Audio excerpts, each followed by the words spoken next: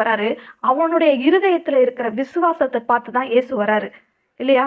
இவர் என் மகள் மீது கை வைத்தால் அவள் சுகமாவாள், அவள் பிழைத்துக் கொள்வாள், அவள் ஆரோக்கியம் அடைவாள் என்று முழு நிச்சயமாய் நம்புகிறான்.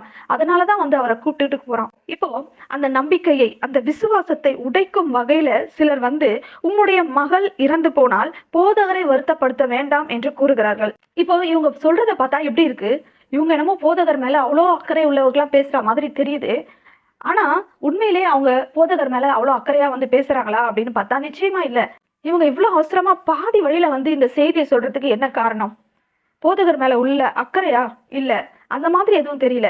இவங்களுக்குள்ள என்ன எண்ணமா இருக்கும்?